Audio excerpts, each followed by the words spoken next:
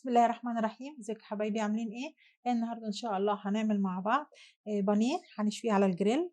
وهنعمل معاه كمان رز هنعمله مع بعض برضو في نفس الفيديو. اول حاجه هجيب نص كيلو بانيه هغسله هنقعه في ميه فيها ملح وليمون، وبعد كده اشطفه منها واصفيه كويس. وبعد كده هنبتدي ان احنا نجيب بوله علشان نحضر فيها التتبيله بتاعه البانيه. هحط فلفل وملح، هنا نص معلقة من الملح وربع معلقة من الفلفل، وهحط بصل بودر وتوم بودر نص معلقة برضو من كل حاجة، معلقة نص، كله بقى عاير بالمعالق الصغيرة. وده التوم، ونص معلقة من البابريكا، وربع معلقة من الكاري، وربع معلقة من الكركم. وهنحط معلقة كبيرة من الكاتشب، ورشة صغيرة من ورق اللورة المطحون، لو مفيش مطحون ممكن نحط ورقة فراولة معاها. نحط معلقة صغيرة من الباربيكيو، لو مش متوفر الباربيكيو مش مشكلة، ومعلقة كبيرة من العسل، لو برضو العسل مش متوفر نحط سكر نص معلقة صغيرة، ومعلقة كبيرة من المايونيز. وبرضو لو المايونيز مش متوفر هنجيب يعني ربع كوباية من اللبن، ونحط عليها معلقة صغيرة من الخل أو زبادي وعليه خل، معلقة زبادي وعليها برضو معلقة صغيرة من الخل. أنا عطيتكم البدايل عشان لو حاجة مش متوفرة تقدروا إنكم تنفذوا الطريقة بالبدايل اللي موجودة.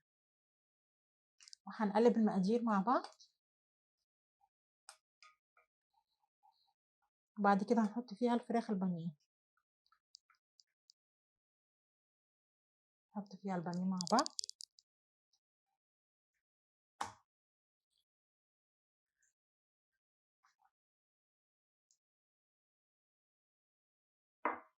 هنقلبهم، هنسيبها في التتبيلة لمدة ساعتين، وبعد كده نرجع تاني نعملها مع بعض على الجريل ونعمل معاها الرز اللي هنقدمه معاها. هنعمل مع بعض دلوقتي الرز. انا بحب لما اعمل الرز احط شوية زيت على شوية سمنة، شوفوا انتوا بتفضلوا ايه، كل واحد يعمل الحاجة اللي بتريحه. وهجيب قطعة من السمنة صغيرة مش كبيرة، هنزلها تسيح مع الزيت. بعد ما السمنة ساحت مع الزيت هكون مجهزة طبق مقطعة فيه بصلاية صغيرة خالص مكعبات صغيرة، وكمان هيكون معايا جزرة بشراها بس مش هحطها دلوقتي، هحمر بس البصل شوية ياخد لون، وبعد كده هنزل بالجزرة.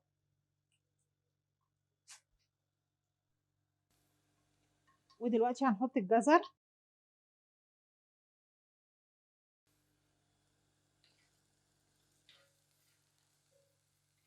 ونقلب،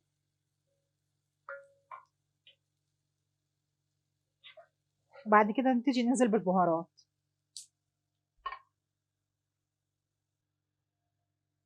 هحط ورقتين لورا وواحدة قرفة، وهيكون معايا لومي بس انا بحب اخرمه علشان طعمه ينزل في الاكل. ونقلب،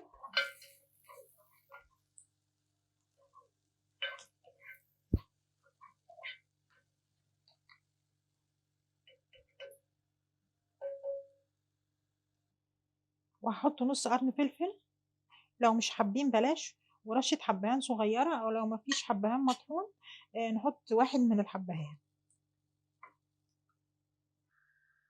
وهحط كركم ربع معلقة صغيرة، وهحط كاري ربع معلقة صغيرة برضو، وربع معلقة بصل بودر صغير، ولو عايزين تحطوا توم برضو بس انا مش هحط توم بودر، كفاية كده.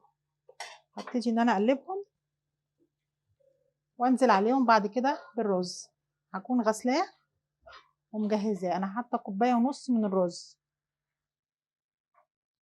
انا مستعمله رز بسمتي. الطريقه دي ممكن نحط رز مصري عادي لو ما فيش مش متوفر، انا كنت بعمله بيها عادي، بعمله برز مصري عادي الطريقه دي. بس أنا كنت في كارفور ولقيت عليه عامل عرض الرز البسمتي فاشتريت منه. هنقلبه شوية، وبعد كده هنكون مجهزين مية سخنة من الكتل ننزل عليه بيها. بعد ما قلبته شوية هكون مجهزة مية مغلية زي ما قلت لكم معايا في الكتل. هو ده كوباية ونص من الرز البسمتي، بياخد الضعف طبعا، فهيكون معايا 3 كوبايات مية. هضيف المية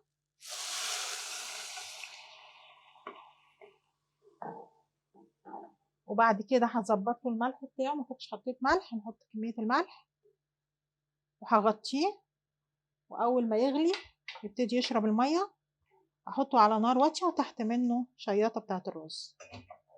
كده الرز يكون جاهز معانا. بعد ما خلصت الرز حطيته نقلته على نار واطية زي ما قلت لكم، معاه تحت منه الشياطة. هبتدي بقى اجيب جريل وابتدي ان انا اجهز فيها ان انا اشوي فيها البانيه. جبت طاسة حطيت فيها نقطة من الزيت وزبدة، هبتدي ان انا اسيحها عشان انزل بيها عليها بالبانيه. اجيب قطعة من البانيه وابتدي انزل بيها على الطاسة.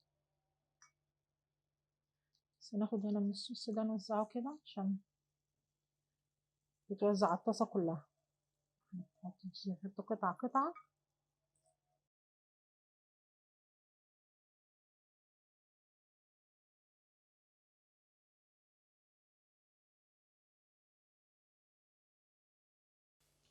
لو مفيش جريلا متوفرة ممكن ان احنا نعملها في طاسة بس تكون ما بتلزقش.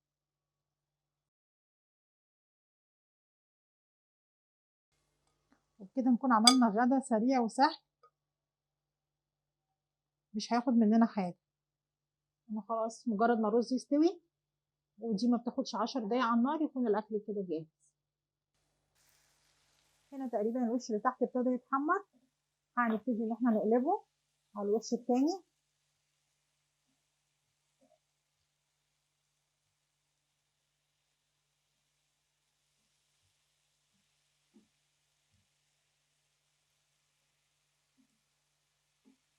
ياخد حبة على الوش ده وخلاص يكون كده استوى معايا. كده خلاص يكون استوى معايا. هكون مجهزة طبق اطلعه فيه ورز استوى ونقدمه مع بعض.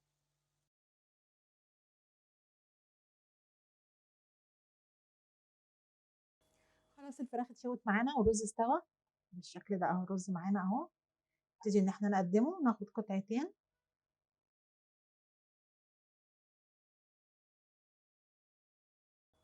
ونقدمه ويكون الطبق جاهز معانا. ما خدش وقت معايا، سريعة واكلة سريعة وبتخلص بسرعة والولاد كلهم هيحبوها. وما تنسوش تعملوا لايك، واللي اول مرة يشوفوا القناة يعمل اشتراك عشان يوصلوا كل جديد. وما تنسوش تدعمونا عشان دعمكم يهمنا.